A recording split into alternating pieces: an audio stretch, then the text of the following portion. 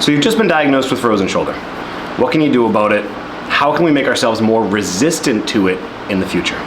Frozen shoulder is a not super common, but not uncommon diagnosis of the shoulder. It's characterized by just supreme stiffness through the shoulder capsule and the tissues surrounding it. And it happens in 3 stages.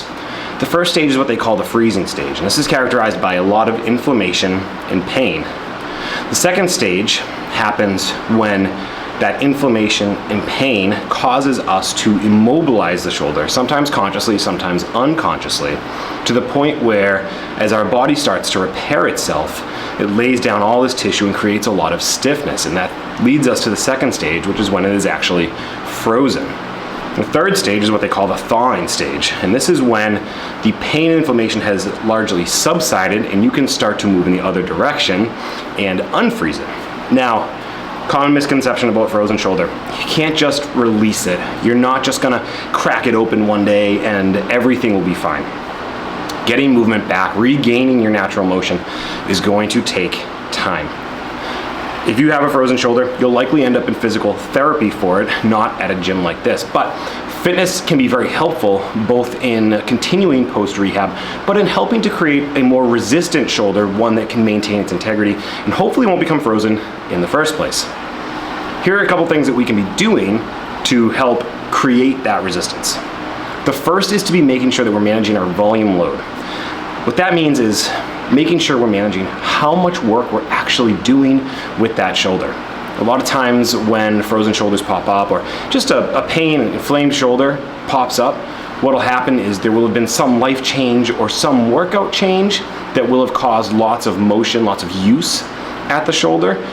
We couple that with maybe a little bit of dysfunction and we have a recipe for a shoulder that becomes painful very quickly because the tissues are being overused.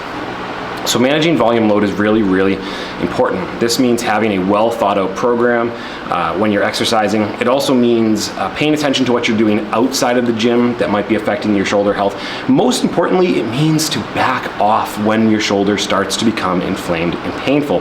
It's not the time to be pushing through. That's a time to back off, to deload or stay out of the gym or stay away from that shoulder stuff. And in fact, when we get shoulders that are really painful, and here a lot of times what we'll do is we'll back out of upper body pushing and pulling almost all together and we'll work exclusively on shoulder range of motion, just easier drills that won't irritate the shoulder so much itself.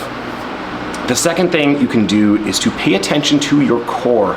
The most important thing that you can do to prevent most painful diagnoses and most pains in your body is to pay attention to your core. And that's everything from your waist to your shoulder. It's your pelvis, it's your rib cage, it's your core musculature, not just your six-pack abs, but your abs, your obliques, your back muscles, multifidi. It's also the position that the rib cage is in. It's your lumbar spine, it's your thoracic spine. And we need to pay attention to all of these things.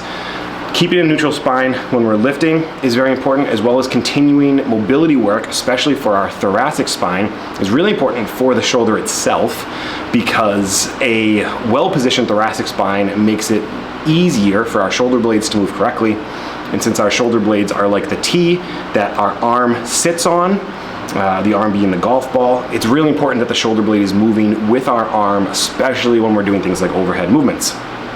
Now, the third thing to pay attention to is, of course, the shoulder blade itself and the function of the whole shoulder girdle. Whether you are doing things like push-ups or you're doing a lot of overhead motion, it's important that you're keeping shoulder blade motion in mind. And some things that can help this are like soft tissue work. We could be doing things like rolling some of the musculature around the shoulder blade. Like I said before, we could be working on thoracic spine mobility, which will help our shoulder blade move a little bit better. We don't need to be doing a whole lot of sort of internal, external rotation work for our rotator cuff. If we can get our shoulder blade and our arm to move in unison, that will save a lot of potential irritation in the shoulder joint itself. And I guess lastly, just going off of that, when it comes to strengthening your rotator cuff, the muscles that sort of keep the golf ball on the tee, so to speak, I think the best thing we can do is, one, be paying attention to the things I said before. Thoracic spine mobility, shoulder blade mobility, making sure that these things are moving correctly, because when they move correctly, our rotator cuff doesn't have to work as hard to keep the head of the humerus in that shoulder joint and centered correctly. it'll be easier to keep joint centration when the shoulder blade is moving appropriately. You won't do things like create impingement. You're less likely to irritate things.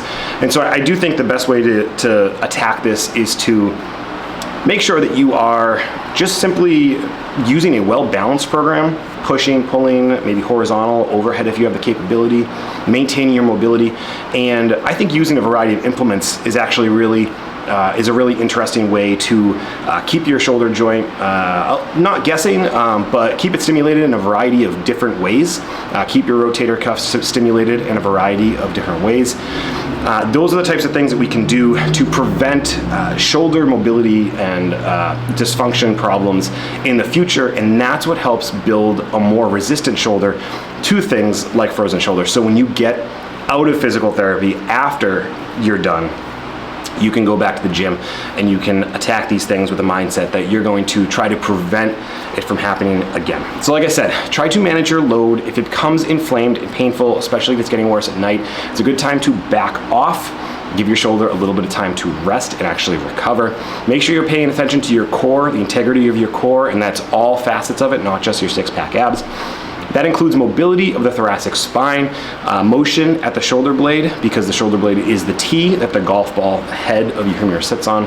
And then if we're talking about rotator cuff strength, I think using a variety of implements and making sure that we're balancing our pushing and pulling, as well as, again, keeping our shoulder blade moving, is a simple way to maintain the integrity of those muscles without having to do a lot of internal or external rotation work. So that's frozen shoulder in a nutshell. That is, I think, a good synopsis of shoulder health in a nutshell. So again, apply those principles, and I think you'll find yourself to be a lot more resistant to shoulder problems in the future.